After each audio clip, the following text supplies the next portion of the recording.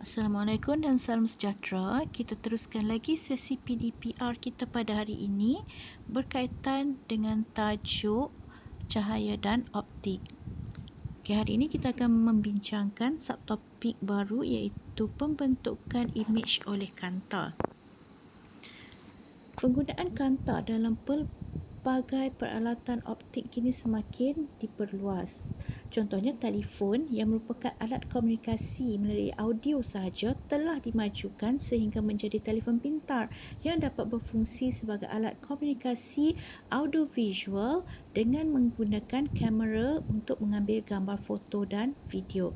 Okey, kualiti kamera lazimnya dihubung kaitkan dengan jenis ataupun kualiti kanta yang dipasang pada kamera.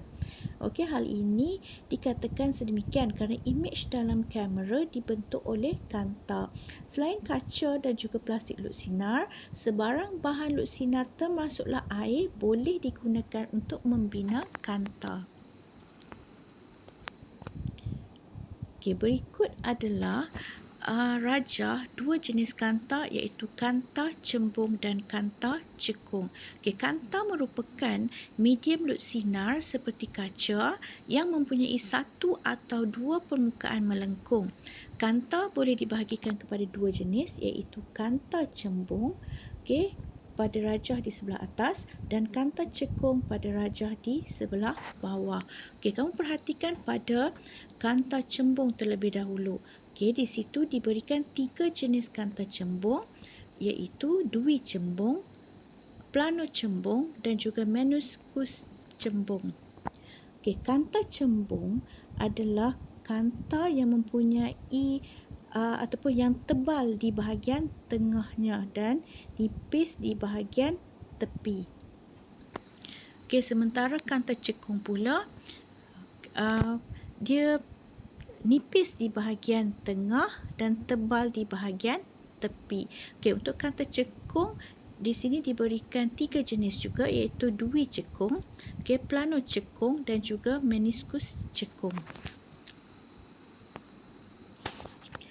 Dalam rajah 7.2 di bawah menunjukkan lintasan sinar cahaya sebelum dan selepas melalui kanta cembung dan kanta cekung.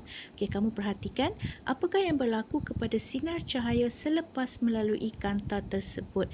Kita tengok dulu pada kanta cembung yang berada pada sebelah kiri. Kamu dapat perhatikan di situ ada tiga alur cahaya biru, hijau dan merah. Apabila memasuki kanta cembung, alur-alur cahaya tadi ditumpukan pada satu titik. Kamu nampak tiga-tiga cahaya tu ditumpukan pada satu titik apabila keluar daripada kanta cembung tersebut. Kemudian lihat pula pada rajah di sebelah kanan. Apabila tiga alur cahaya masuk melalui satu kanta cekung, kamu boleh nampak seolah-olah cahaya-cahaya tersebut iaitu cahaya biru dan cahaya merah tu akan dipesongkan gerakannya ataupun dicapahkan ke arah yang bertentangan. So berdasarkan pada rajah tersebut dikatakan bahawa sinar cahaya menumpu selepas melalui kanta cembung manakala sinar cahaya mencapah selepas melalui kanta cekung. Oleh itu kanta cembung ni dipanggil sebagai kanta penumpu dan kanta cekung pula dikenali sebagai kanta pencapah. Sekarang kamu perhatikan pula pada rajah 7.3 yang menunjukkan titik fokus dan panjang fokus bagi kanta cembung dan kanta cekung.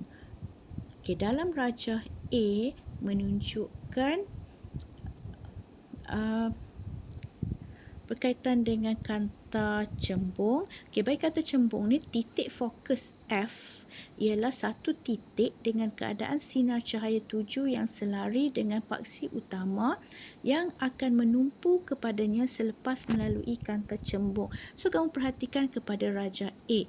Kamu nampak ada kanta, di bahagian tengah kanta tu kamu nampak ada titik-titik-titik biru tu.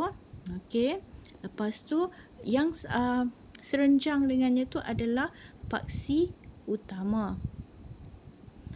Okey, lepas tu kamu nampak pula ada cahaya, alur cahaya yang berwarna merah melalui kanta cembung dan menumpu pada satu titik.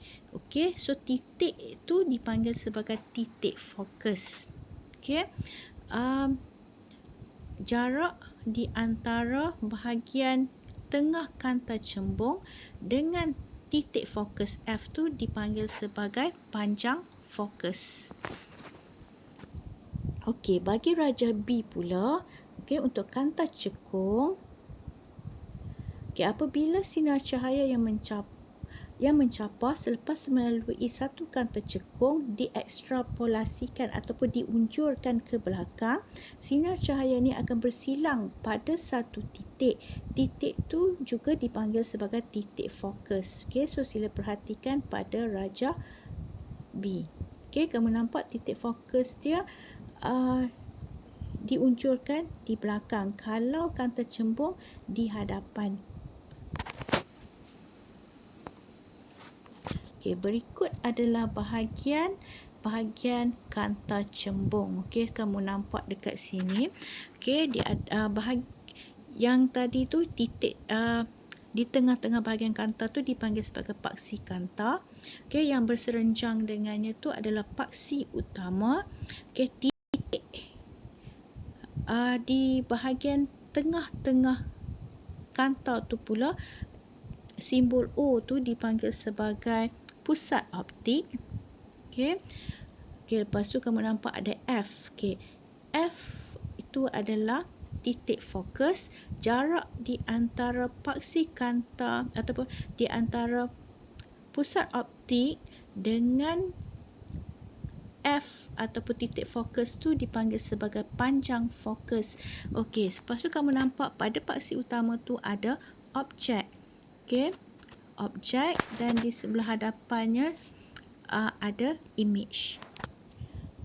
Okey, jarak di antara objek dengan pusat optik dipanggil sebagai jarak objek, simbolnya adalah U. Okey, sementara jarak di antara pusat optik dengan image adalah jarak image, simbolnya adalah V.